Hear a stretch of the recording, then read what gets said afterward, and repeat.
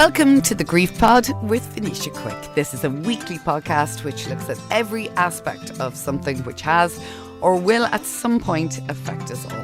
And that is grief. Whether you've lost a loved one or about to lose someone you know, or perhaps you're simply trying to help someone navigate their grief and don't know where to start or what to say, then perhaps this is the podcast for you. Each week, I'll be bringing you different stories and experiences of loss, love, hope, and at times, humour. Joe Supple is also known as your alter ego, shall we say? Miss Candy. Miss Candy.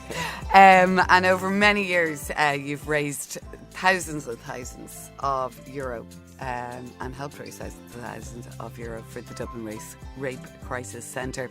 You're also a familiar voice on many radio stations, including East Coast FM, given your expertise on travel. But it was on one of your travels, Joe, that you heard the absolutely devastating news about your brother, Robbie. I did, and good morning, Venetia. Yeah. So maybe, first of all, you're very welcome to the Grief Pod. Thank you. And this week's episode of the podcast. Can you maybe start telling me about your childhood, yourself, your brother Robbie, your sisters, where you grew up in your family? Yeah, well, there was 5 kids, originally from Bray. Parents had their own business, garage business, and we were a bit of a wild children, I suppose, because, Dad was busy keeping the business going, with the car dealership and stuff like that. And then people coming in to get the car serviced would come up to Mum. So she was a very social woman, great woman. We just, we had a great community, of friends in the area and stuff like that. And people loved coming to our house. I was only at a funeral recently. I was talking to one of my cousins. She goes, I loved coming to your house. It was one of those open type houses, it was a big house. And there was always fun going on. We were out, doing sports, or we were playing in the house and stuff like that. And it was a really nice, happy childhood. Yeah. Had its ups and downs like everything else. With business and stuff like that, with my parents. But it was a very happy childhood. Yeah, good fun memories and. Yeah. And your relationship with your brother, obviously, then was very close. Yeah, Robert, he was one of those type of people that everybody loved. And it's a very hard thing to say that about somebody, you know what I mean? Like, you sort of think, you'd have good, bad, indifferent. But Robert was one of those people that everyone just adored. He got on with everybody. He was really good to my parents. Like, when we all sort of moved out and moved on, I moved to Dublin, started my Miss Candy days and stuff like that, and club promoter as well. And he always stood by them, my parents. He was always there for them.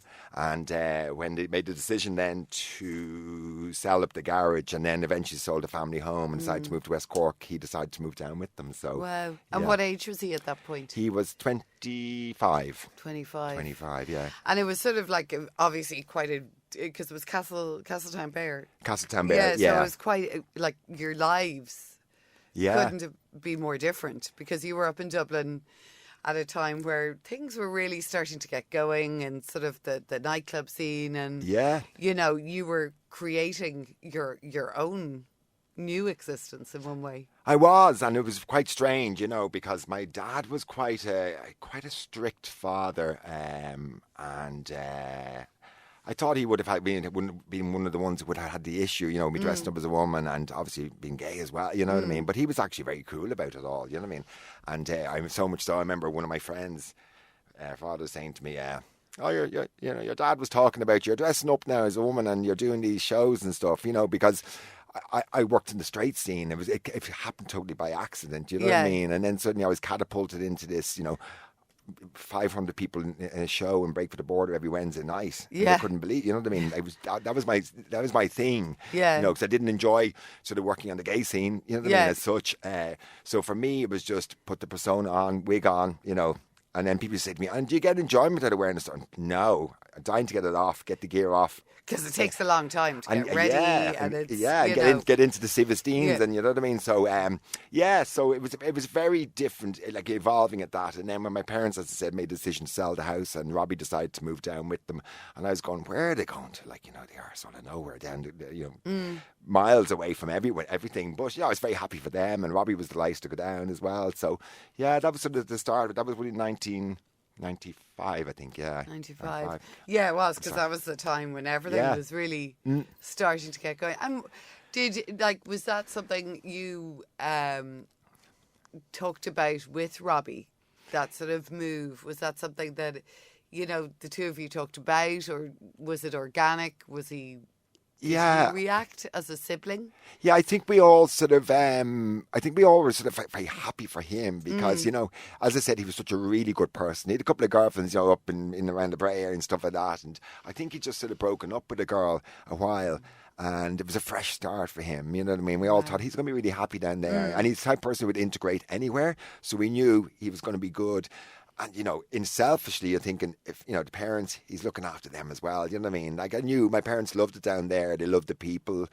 They got on really good. They had their plans to buy the house down there. Lots of things, So it was a whole fresh start for them. I suppose, like I said, we had our lives in town. I was living in Hollis Street at the time.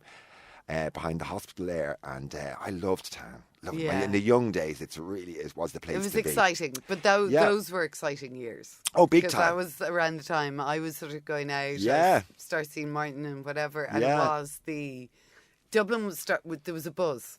Yeah, I know, because I knew Martin very well with the whole Strictly handbag and stuff like that, and because I actually used to run a gay club then when I started off before I started doing club promotions called Fifi's, which was next door to where Odessa was and Reraw and stuff. And then obviously moved on to started working in the Kitchen nightclub where Martin was as well. We used to all move around. It was one of those great places. A great time. Yeah, and really, everybody really good. Knew everybody, and it was safe. And everybody big time. felt, comfortable. Yeah, you were looked after. I remember, wearing 6-8 inch heels, walking down Grafton Street as Miss Candy. Not a bother. It was like I was going shopping. You know what I mean? That's the way it felt. Safe. Yeah.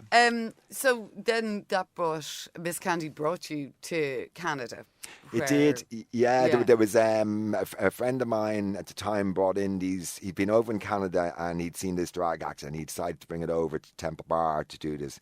And it was in and around the time of Scylla Queen of the Desert, which was huge, if you remember the movie, which was brilliant. And they arrived. It was a bit of a flop, the show, as in people going to it because people didn't understand, or know what it was about. But I went to the show and the costumes were out of this world. I went, oh my God. So the opportunities that came up then, they said to me, I met them, we went out for dinner one night, they were over for a couple of days, and they said, well, would you like to come to Toronto sometime and we can set you up with a couple of shows over there and whatever. And I'm going, yeah, it sounds good to me. And my main reason for going over was actually to buy some costumes because they were all costume makers. I went, amazing. I would have the best costumes in Ireland. I knew this. Yeah. You know what I mean? Hand done, everything for me. So, which I did do at the time. So, so it was 1996 when I headed over to Toronto. And, it was a really strange thing. And I do believe sometimes, everything happens obviously for a reason and sliding doors and, we'd no mobile phones in those days. Yeah. And I'd go off on holidays and I'd be going on trips and stuff. And then this time I went, because didn't really know these people, I got all their phone numbers and where I was staying and because we didn't have mobiles. Yeah. And I gave them to my sisters and said, here's where I'm going, here's where I'm staying, which I would never have done before. Yeah, because you were in quite a vulnerable state. In one way, for sure. Position, because you didn't really know the people. Yeah. And, And I was travelling on my own as well. You know what I mean? So, so it was a strange one. But as I said, I would never have left phone numbers and contacts and stuff like that. I would have just, gone if I was on holidays, we all did. Yeah, but maybe it was just that there was something. Yeah. There was something that made you go. Yeah. So you're in Toronto and you're with people you don't know. You've been there a few days. A few days, yeah. And then you get a call. Yeah, God. We'd been doing a show that night, and then I went back to the apartment I was staying in Toronto, and I was asleep. We'd had a few jars like you do, and then I heard a phone ring and an answer machine, the old-fashioned answer machine answering, and I could hear this voice coming through in it, and it was my sister Rachel, and it sounded like she was drunk. And it was like, it was. Of course, I had a couple of jars of me, and I was like listening to this and then going, what'd you ring me for? Whatever time it was, the time difference and stuff. And then, anyway, picked up the phone and got the tragic news that Robbie had died. My life just And you were there shattered, on your own. Yeah. with strangers. At this point, he was 26. He was 26, yeah. It was the 9th of September, 1996, 30 years ago, yeah. Wow. Yeah. And had just moved.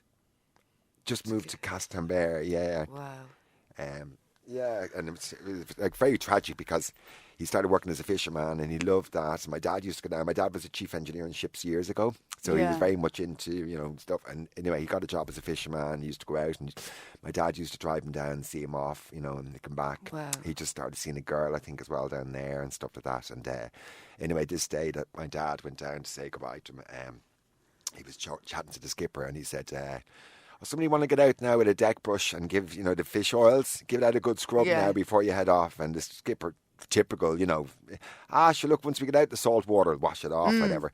My dad that always stuck with my dad, you know, that he should have cleaned, you know, because he slipped overboard and he drowned. And luckily they found the body because a lot of people down there, they don't find the bodies and there's no closure. Yeah, yeah. And then there's that living grief, like, you know. Yeah.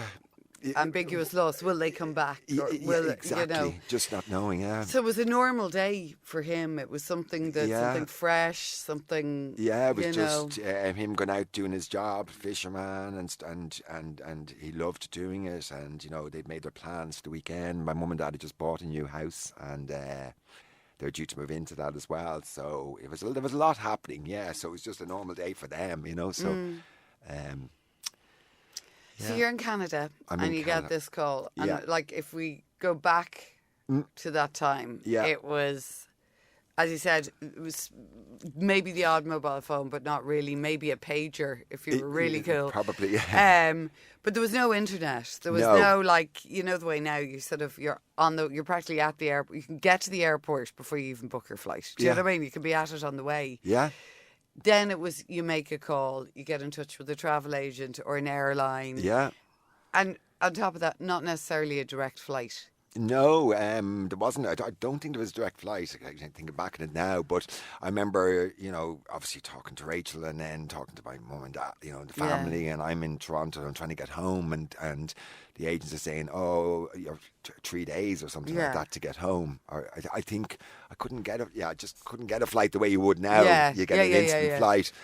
So maybe it was a direct flight now that I think about it. Maybe it was charter once a week or something and I was on the charter, so had to wait for the 3 days, which killed me. Absolutely killed me. So you come back on a charter flight 3 days later? 3 days later, yeah, and I'm with strangers, and that is it. Did they come back with you?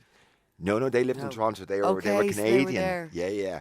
So they were trying to sort of keep my spirits up as best I can. I just want to get home. I don't want to be there. I don't want to be around these people. You know, I actually started getting angry with them. You know, which wasn't the ideal. You know, and one of them just, you know, we're out for lunch and he said, well, at least it didn't ruin at least your holiday. And I'm going, you know that it's the end of the holiday, and I'm thinking, I don't want to be here. I don't want to hear your voices. I want my family. I want that comfort. I want my friends around me, and you know, I just wanted to get out of there. But it's like it's huge shock. It's trauma. You're miles away. Absolutely. Like coming home seems, and like then, you know, it's not like you're. Like there's no at least for first and starters. Of course, yeah. But if I was with a friend or something, maybe not so bad. You know, of course, because I've got a bit of I've got somebody there who knows me, who knows my family. But these people, I didn't know them. These are strangers, total strangers. So I found that really tough. Yeah, and then just even the journey. Home and never sort of forget waiting it. for because it's not a short flight. No, not at all. Yeah. So and of course my family had gone down to Castletownbere straight away, obviously, but it was a long 3 days for them as well. You know, like waiting for me and waiting to to do the funeral and all that and have all the emotions. So because they had 3 days of tears, emotions, everything, and then I'm thrown into. And then like it's sort of almost like day one for you. So it starts at the flight home, and then my best friend Brendan Murphy picked me up at Dublin Airport, and that was a bit of a comfort and chatting and stuff. And then we were trying to work out the route. We didn't have phones, as you say, so it wasn't sticking into Google Maps. Where we were going, didn't even know. We knew it was outside Cork, so we were reading a map, looking to see and saying, I don't think it's too far after Cork. It turns out to be about 2 hours outside Cork. It was a long journey down. and when I pulled up at my parents' house, which they were renting at the time because they just bought another house, my life just fell apart. Yeah. So you'd all the way down to Cork. Yeah. After arriving in Dublin. Yeah. Which again is long. Yeah. The next few days, I mean, I assume all that time is a blur. It's like... Yeah, totally. You know, I mean, I suppose when I saw the pain in my parents' faces, that was devastating, of course. And, and my dad was just never the same. He was broken heart, totally. You know what I mean? Because as I said, he was the one who went down to the boat. He used to always drop him down and stuff like that, and he sort of blamed himself for it. Yeah. Well, and for any parents. Of course. Yeah. And especially, I suppose, as well, like the move and the you know, the going down there and the fresh start. The transitions, yeah. Did they stay? They down did, there? yeah. And Wow. it was hard because we had our lives in Dublin, so everyone was down for the funeral, and yourself what it's like, and then suddenly life goes back to a bit of normality. In inverted commas, and so we all went back to Dublin to our lives, and back. I remember working the week after, and in the kitchen nightclub doing candy, which was my night there, and they were like, "No, don't come to work. It's great." And I said, "No, I need to get out. I want to get a bit of my life back to a little bit of normality summer." And obviously my sisters went back to work as well and stuff like that. And so life went on. I'd be talking to my parents every couple of days on the phone and stuff like that, and going through it. And as I said, my dad was never really the same. I think they come up to Dublin once or twice, and then they were talking about Christmas. Oh. And because that this was September the 9th when it happened. Yeah. And they were like, "No, I think we'll stay down here for Christmas." And then I said, I remember talking to them and saying, "No, come up to Dublin, come up to us." Yeah. My sister lived in Greystone at the time. She had a house, and I said, "We need to have a family Christmas together. This is really important to us. Yeah. We really want you." And they're like, "Oh, but no, you've your lives up in Dublin and la la la, Yeah. And I was like, "No, we really want to." And this is so. Anyway, long story cut short, which is I'm going to hit you with something else now that you're not expecting. But so they decided they would come up on the 22nd, I think it is. Sorry, I get mixed up with the date. And it's a really strange thing, Venetia. Since the death of Robbie, I'm really bad with dates. Mm-hmm. Birthdays, everything. I forget them. Somebody give me a date, I've got to put it into a calendar. Yeah. And it's only since that happened. Yeah. That's why even, because the one date, I often think about that. I often think, the way you pick a date? Yeah. And and you sort of go, it's a nondescript date. This date doesn't, you start the date, this date doesn't mean anything to me. Yeah. It's a whatever date. It's nobody's birthday. Yeah. It's not an anniversary. It's not how out of nowhere a date can suddenly be the biggest date in your life. Yeah, and it's funny, because I even get mixed up sometimes with my sister's date of birth, even though I know it. Yeah. And I know Robbie's date of birth, and I know, but so I think, it's my dad's, so it would have been 22nd of December. If I got this wrong, I'm sure the girls give out to me, but so they were packing up the bags. They'd bought the new house. They were leaving the rent, so they were coming home to Dublin. In Cork. Oh, they're going to move back to Dublin? No, they're coming up for Christmas. Okay. To us. And so they just bought the new house, and they were moving out of the rental just after Christmas. So they were coming up to join us for Christmas, which we wanted, of course. And so they packed up the bag, and Mum was sitting in the car waiting for Dad. No sign of him. And she went into the house, and he was found dead, heart attack at the end of the stairs. Oh my goodness. Yeah. 3 months later. But Wow. as I said, he was never the same. He was Just before Christmas. He was totally heartbroken, yeah. He always blamed himself. Yeah.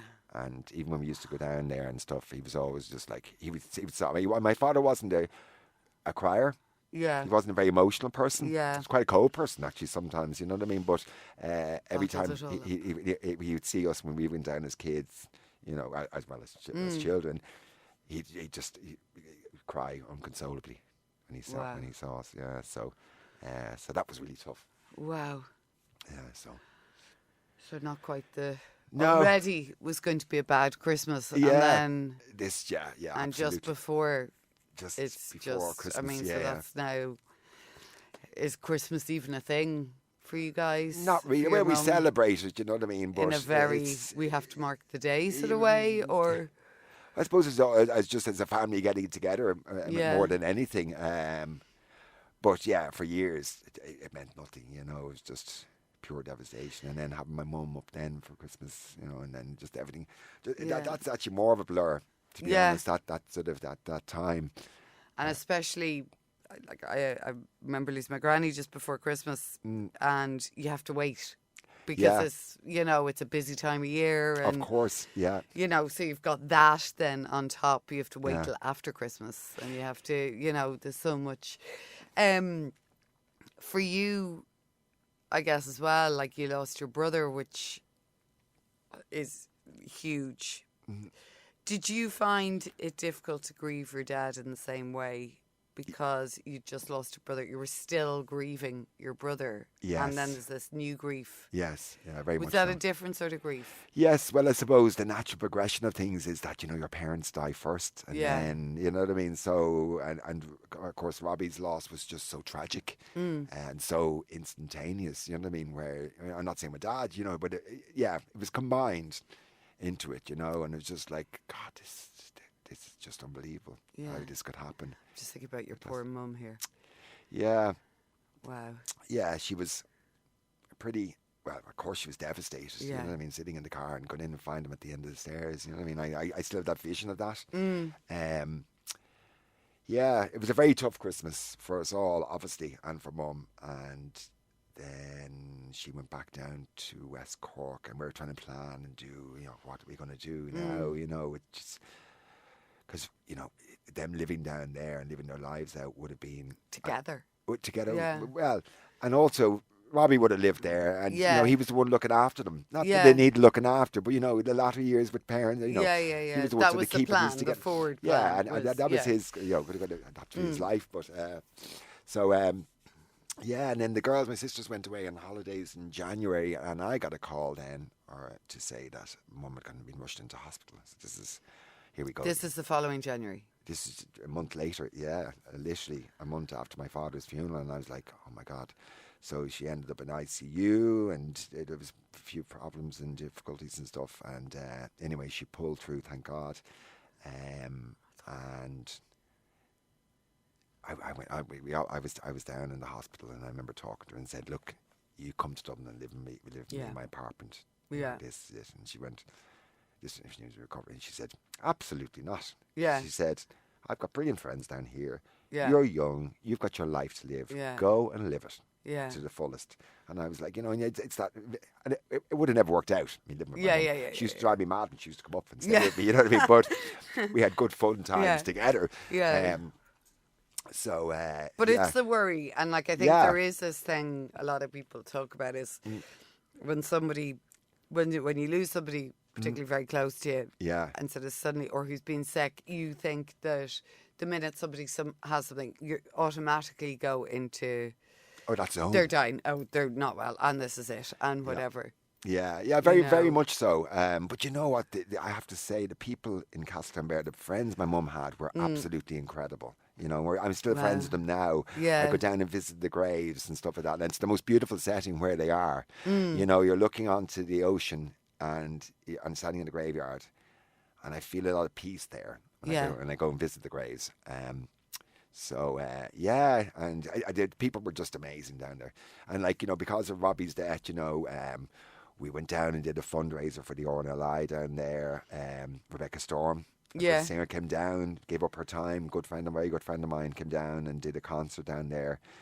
And it was a lovely sense of giving something back to the community who were so good. Yeah. To my family and stuff like that, and also with the RNLI, because it's so close to people in there. You hear the stories, Oh, they're incredible. a woman who's lost her husband, and and they never find a body, or a son, or it's just devastating. It's a very tough job. Yeah. That a lot of them do down there, but so it's it was tough, and I remember my mum saying to me, which is really strange as well. She said, I've asked God for 5 more years because I can't put you to any more pain. Yeah. Isn't that incredible? Like, that's a real, she's lost her son, she's lost her husband, but yet her focus is on you guys. So, she gave up the fags because she was always, she used to always say, I didn't give them up, they gave up me, you know what I mean? Help and stuff like that. And she lived 5 years almost to the day. Wow. So she got her wish, And then you lost your mum after that. Yeah. It's like, how, for you now and your 2 sisters, you're very close. Yeah, we would be very close, And you've stuck together, and 5 years isn't a long amount of time after such huge loss. It's like, it's relatively short. Yeah.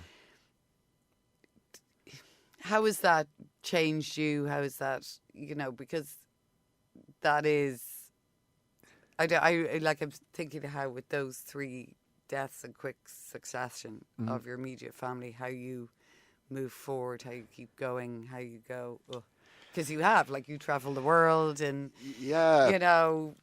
I suppose it does make you stronger in certain ways to sort of, keep the bond in a way with the family and stuff like that. And also it makes you a little bit, I won't say, I'm going to probably use the wrong word, immune to death. But, after that I noticed when, like, a friend passed away, I'd be very sad. I'd be upset. But it wasn't an emotion of, the Robbie, my dad, my mum and dad. It makes you a little bit like, whew, that's really sad. As opposed but it's a different, it makes it hard to grieve, I think. Yeah, I think so. It makes it hard to, like, the tears are there, but they don't, it's difficult to get them out. Yeah. And I lose a bit of faith, because I wouldn't be a very religious person, but I love going in lighting candles in the church, which I still do to this day. But I stopped taking communion after that, and I stopped blessing myself. And I got confused, right, left hand, even with now. And it was one of those things that happened after Robbie's death. That just, it went, something it left me, Wow. Yeah. And do you find, like, do you go down to Cork? Yeah, I love it. I go down and visit. I go down and visit my mum's best friend down there, Angela Sullivan, and then her daughter lives in Cork, and I go and see them. I went down to visit the graves actually just over a year ago with my good friend Amanda Brunker. She came out to me for the long drive. It's a long journey down, but we went down and I went to visit the grave. Like I was saying, the graveyard is so beautiful. Yeah. And we pulled up, and she said, "Well, off you go now." And I thought, oh, she's no interest in going and seeing my family graves. That's nice. Yeah. So I went up and had my time with them, came down, and she goes, "Now it's my turn to go and visit your family." She wants to give me that time, which was lovely. And isn't that important and respectful as well? Of course it is. And you can see, the sense of community down there with people is just so good. Like, people, they're really just good, decent people. You know what I mean? Like, my mum had really good friends down there. As I said, I would keep in touch with them now. And, even my mum's best friend would ring every so often. And we'd have the chats and stuff. It's just wonderful people. And they miss them every day as well. And I suppose it gives you a sense of you've somewhere to go. You have somewhere to go to see them. Yeah. And this is, you can sort of get quite nice memories. Yeah, of course. From there. Yeah, but I know you were saying about my travel and stuff like that. Yeah. Anywhere I go in the world, I go to church and light candles for them all. And I get a lovely sense of something from that. Yeah. Do you know what I mean? And, your wishes and things. And it is lovely to go and visit the graves as well. It sort of takes them on your travels, though, doesn't it? Yeah, it does, yeah. Maybe the places they didn't get to go. Of course, yeah, very much so, yeah. And, like, I remember years ago, my niece now, God, she's 18 now, but and she was a young girl, and she knew everything because she'd never met my parents or Robbie, and so obviously my sister had told, the stories of them and stuff like that, and I have a little video there. It's the cutest little thing. She still laughs at it now when she sees it. But, and she was doing it. She was putting flowers in the grave and giving descriptions of each of them. You know, like this is for Noel Supple, who was a car into his cars, and he had a vintage Mercedes, and he had this and he had that, and then mum and her favourite colours, and it was just so beautiful to see. You know what I mean? Yeah. And even though she never met them, you know, But it's there. It's there exactly. It's there forever. You know what I mean? So yeah, I do get a lot of comfort going and visiting the Grey. I'd like to visit them more, but it is a bit of an old journey down to Castletownbere. But I love, if I'm away in Italy or anywhere in the world, I go and light candle. I just love that. It's a little something. There is something special, and I think there's something about, I don't know, I was fine because I do the same, and my kids tend to do the same. Like if we're somewhere, like we were Ibiza and we went up to the cathedral on the top of the hill, and you could light candles, and they sort of like doing them as well, and sort of brings that sort of, I suppose, the missing person or people with you, and they're sort of there. It's you know, there's something really. There's a nice little comfort to it. And, you know, Venetia, just something's come into my head, which was quite unusual after Robbie died, which I totally forgot about just till now. So about 6 months later, a good friend of mine, there was a psychic up in Thomas Street who everyone used to go. She was really famous and I'm not really into that sort of thing. Yeah, you know. But it's funny how into it you become after you lose somebody. Well, you do, which is interesting. So I went with the friends. So it was herself, her partner at the time, another friend of theirs, and myself. And, you know, you wait outside, you go in for your individual reading and stuff. And I walked in. Sorry, this was before Robbie died. Right. A few months before. Yeah. Sorry, I've actually got this wrong. A few months before he died.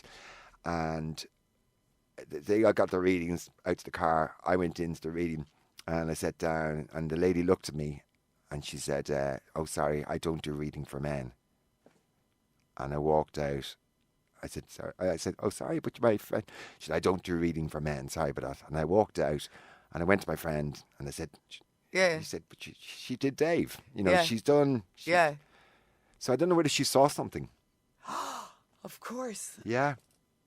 Because she wouldn't read. She just wouldn't. Yeah. She just said, no, I don't read. I don't do readings for men. And that was How bizarre. Yeah, it just came into my head there. Yeah. And I remember going off and thinking, that's, you know, it is, but it is not thinking anything. You know, I mean, it could have been maybe a month before or something. You know, it was quite close. Another timeline. I remember thinking afterwards, oh my God, maybe she saw something. That's giving me the jitters. I know, Just, you know, to finish up, you have done amazing work for the Dublin Rape Crisis Centre over the years. Like you were known, like when you hear fundraising, you think of you think of Miss Candy. How has that helped you through your grief? I think it's helped an awful lot. You know, I did it for 25 years. I set it up, which is, I gave it up there a couple of years ago. But I set it up, you know, it has really helped me. And it was through a friend who sort of recommended the Rape Crisis Centre.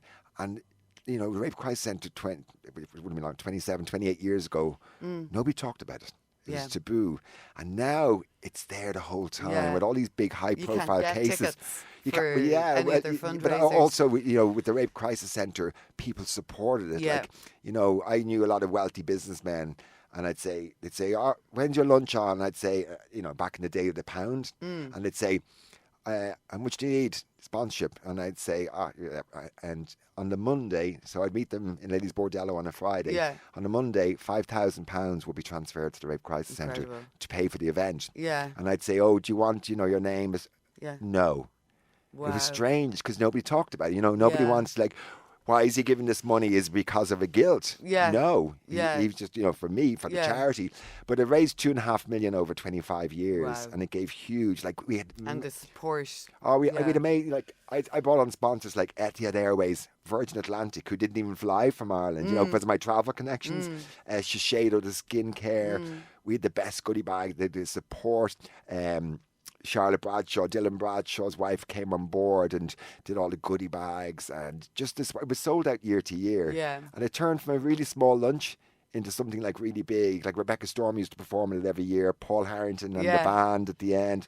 It was a brilliant recipe for a huge success that went from a small little lunch to, we finished up in the Weston Ballroom, you know, which was amazing, and we did many years there. So yeah, it did. I really enjoyed doing it, and it definitely, Yeah, I suppose because I would have set it up just soon Because the after. timing, Maybe it was a bit of a distraction and stuff. It actually started. It was Tony. I know we're probably running out of time.